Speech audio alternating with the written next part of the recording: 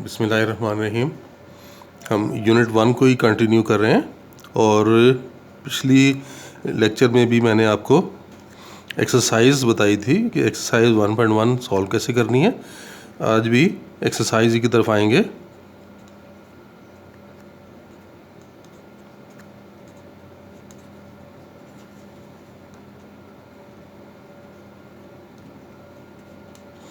Matrices and determinants.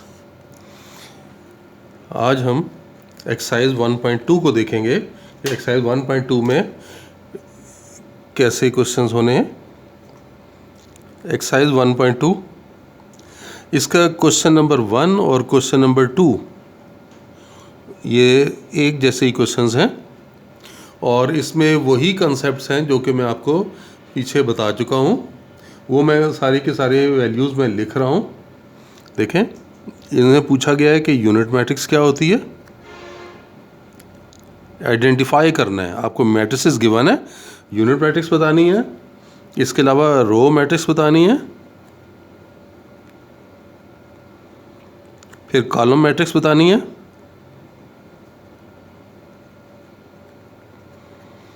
उसके बाद null matrix आपने बतानी है,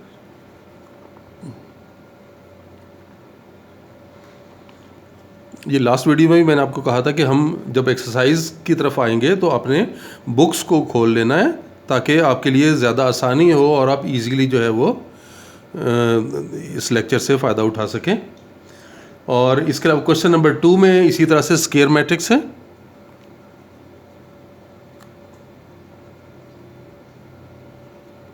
रेक्टेंगुलर मैट्रिक्स,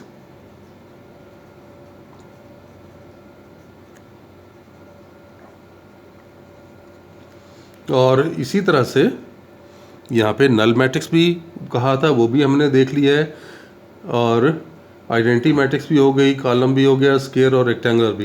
तो ये तमाम क्वेश्चन नंबर 1 और 2 में इनके बारे में मैट्रिक्स गिवन है और आपने डिसाइड करना है कि कौन सी मैट्रिक्स यूनिट मैट्रिक्स है, कौन सी रो मैट्रिक्स है, कौन सी कॉलम मैट्रिक्स है, फिर इस तरह नल मैट्रिक्स, स्क्वायर मैट्रिक्स और रेक्टेंगुलर। यूनिट के लिए अगर याद करें तो मैंने आपको क्या बात बताई थी कि ऐसी मैट्रिक्स जिसके डायगोनल पर एंट्रीज 1 हो और बाकी तमाम एंट्रीज 0 हो तो उसे हम नल मैट्रिक्स का नाम, ये यूनिट मैट्रिक्स का नाम देते हैं। और उसकी मैंने एग्जांपल दी थी, मैंने कहा था कि आप ये n अगर आप देखें तो n इस डायरेक्शन में ये डायगोनल की डायरेक्शन मैट्रिक्स की है, इस डायरेक्शन में 1 आना चाहिए और बाकी सारी एंट्रीज 0 होनी चाहिए।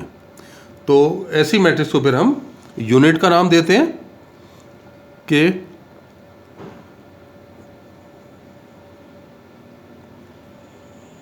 डायगोनल विद 1, ये एंट्री आनी चाहिए डायगोनल के ऊपर। इसी तरह से रो मैट्रिक्स में क्या होगा, रो मैट्रिक्स आप देखो तो रो मैट्रिक्स में आपको पहले ही बताया था कि जिसमें सिर्फ एक रो, ओनली 1 रो, तो उसे हम रो मैट्रिक्स कहेंगे। इस कॉलम मैट्रिक्स कब बनेगी कि ओनली 1 कॉलम। नल मैट्रिक्स कैसे थी, अगर ऑल एंट्रीज 0 हो जाएं,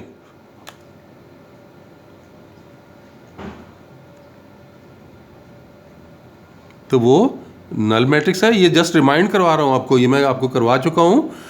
ये आपने इन चीज़ों को फॉलो करते जाना है और क्वेश्चन में आप मार्क करते जाओगे फिर कि ये नल में कौन सी मैट्रिक्स नल है, कौन सी आइडेंटिटी है, रो मैट्रिक्स कौन सी है। इस स्क्वायर मैट्रिक्स मैंने क्या बताया था कि अगर रोज़ की तादाद रोज़ इक्वल्स टू कॉलम्स, कि अगर जितनी रोज़ हैं उतने ही कॉलम आ गए तो फिर हम कहेंगे कि ये स्क्वायर मैट्रिक्स है। और रेक्टेंगुलर में अगर रोज़ और कॉलम्स इक्वल नहीं हैं तो फिर वो ये रेक्टेंगुलर मैट्रिक्स कहलाएगी। तो क्वेश्चन नंबर 1 और क्वेश्चन नंबर 2 तो इस तरह से आपने इजीली कर लेने हैं। पहले भी आपको बता चुका हूँ, कहीं आपको प्रॉब्लम आए तो आप कमेंट्स में भी इंडिकेट कर सकते हैं मुझे इसके अलावा ईमेल पर भी मुझसे रब्ता कर सकते हैं, तो मैं आपको इंशाल्लाह उस प्रॉब्लम को सॉल्व कर दूंगा। उसके बाद क्वेश्चन नंबर 3 की तरफ आते हैं। तो इसमें भी आपने आइडेंटिफाई करना है, कोई क्वेश्चन को सॉल्व नहीं करना। यहाँ पर आपने आइडेंटिफाई करना है कि डायगोनल मैट्रिक्स कौन सी है,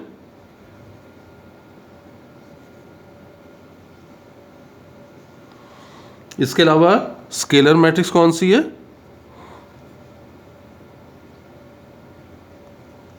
और फिर स्केलर के बाद यूनिट मैट्रिक्स कौन सी है। अब ये देखें, यूनिट मैट्रिक्स अभी ऊपर वाले क्वेश्चन में भी आया है, वहाँ पर भी मैंने अभी बताया था कि डायगोनल के ऊपर एंट्री अगर 1 1 आ जाएगी और बाकी तमाम एंट्रीज 0 हो जाएंगी तो वो यूनिट मैट्रिक्स है।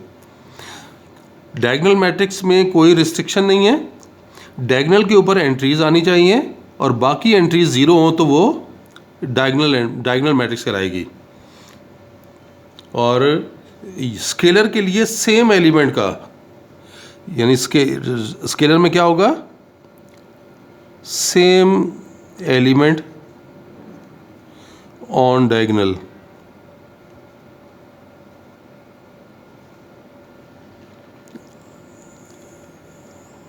all other entries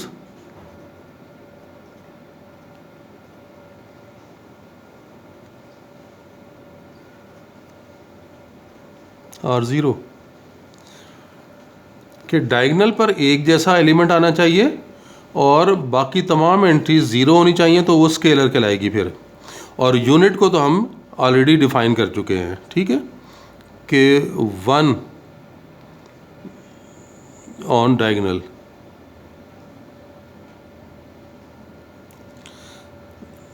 और डायगोनल के ऊपर कोई रिस्ट्रिक्शन नहीं है, एलिमेंट्स डायगोनल के ऊपर होने चाहिए, सेम होंगे तो स्केलर हो जाएगी, 1 होगा तो यूनिट हो जाएगी, डिफरेंट होंगे तो डायगोनल है ये। ठीक हो गया। तो क्वेश्चन नंबर 3 में आपने सिर्फ ये इंडिकेशन करनी है कि कौन कौन से डायगोनल, स्केलर और यूनिट मैट्रिक्स हैं, ये आपने खुद यहाँ पर देखना है और फिर इसको मार्क करना है कि ये वाली मैट्रिक्स डायगोनल है, ये स्केलर है। याद रहे कि डायगोनल मैट्रिक्स में डायगोनल के ऊपर 1 या 2 0 भी आ सकते हैं, कोई हरज नहीं है, लेकिन कम अज़ कम एक वैल्यू ऐसी ज़रूर हो जो कि नॉन ज़ीरो हो और अदर देन 1 हो। अब आप ये देखें कि नेक्स्ट में क्वेश्चन नंबर 4 है, जिसमें आपको नेगेटिव ऑफ अ मैट्रिक्स का आ गया।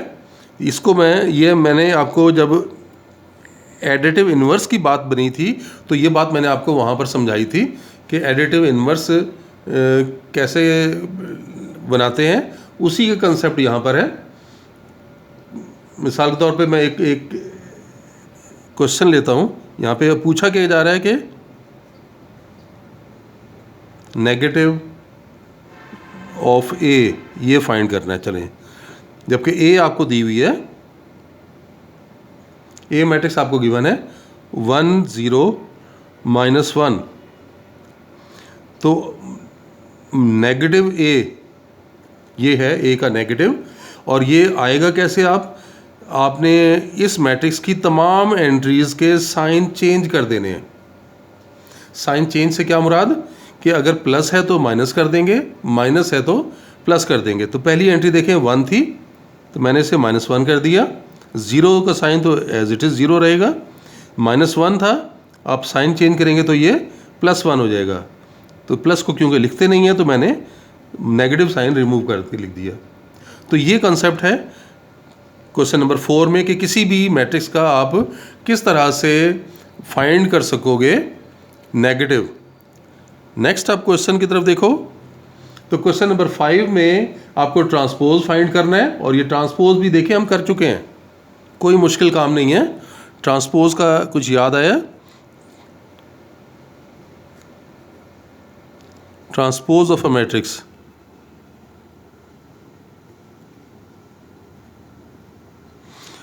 ट्रांसपोज में मैंने क्या बात बताई थी कि आपने क्या करना है, interchange rose and columns.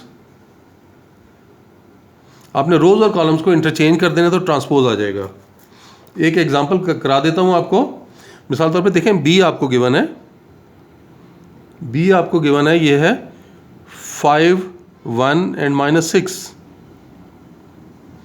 Transpose में ऑर्डर भी चेंज हो जाता है ना, इसका ऑर्डर देखें कितना है, एक हॉरिजॉन्टल लाइन बन रही है और वर्टिकल लाइन कितनी बनेगी, 1 2 3, तो 1/3 है। और ट्रांसपोज का मैंने आपको देखा क्या बताया था कि आपने मैट्रिक्स के ऊपर एक स्मॉल टी डाल देना है, जिसका मतलब ये हुआ कि आपने उस मैट्रिक्स का ट्रांसपोज ले लिया है। अब आपने करना क्या होगा कि आपने ये रो मैट्रिक्स थी, यानी कि ये रो थी, आपने इसे कॉलम में लिख लेना है। तो कॉलम में लिखेंगे तो ये 5, फिर नीचे 1 और ये -6। तो अब देखें इसका ऑर्डर कितना है, हॉरिजॉन्टल लाइन कितनी बन रही है, 3, और वर्टिकल लाइन देखें ये 1 है, तो 3/1। तो इस तरह से आपने ट्रांसपोज भी फाइंड कर लिया। फिर क्वेश्चन नंबर 6 में हम आते हैं। क्वेश्चन नंबर 6 में आपने वेरीफाई करना है कि ए ट्रांसपोज का दोबारा ट्रांसपोज लें तो ए के इक्वल आएगा। तो ये तो बहुत इजी है कि मिसाल तौर पे देखें, ए मैट्रिक्स आपको गिवन है, ये मैट्रिक्स आपको है 1 2 0 और 1। अब अगर आप इसका ट्रांसपोज लेते हैं तो आप देख सकते हो कि आपने रोज़ और कॉलम्स इंटरचेंज करनी है। 1 2 रो में है, ये आपने कॉलम में लिखा, फिर ये 0 1 रो में है, ये 0 1 आपने कॉलम में लिखा। अब आप एक दफ़ा फिर ट्रांसपोज ले लें इसका, तो ये ब्रैकेट में लिखेंगे कि ये ए ट्रांसपोज और इसके ऊपर ब्रैकेट में ये टी डाला, यानी कि आपने इस मैट्रिक्स का आप ट्रांसपोज बना रहे हैं। तो दोबारा वही काम करें, ये 1 0 रो में है, आप इसे कॉलम में ले जाओ, ये 1 0 आ गया। फिर आप देखो 2 1 रो में है, आप इसे कॉलम में ले जाओ और इसको ज़रा मैच करो तो देखें ये ऊपर ये और ये सेम है, तो ये ए के इक्वल आ गया। तो इस तरह से ये वेरीफाई कर दिया कि ए ट्रांसपोज का ट्रांसपोज ए के इक्वल होता है। आज के लेक्चर में इतना ही काम था, बाकी इंशाल्लाह नेक्स्ट लेक्चर में करेंगे। अल्लाह हाफिज़।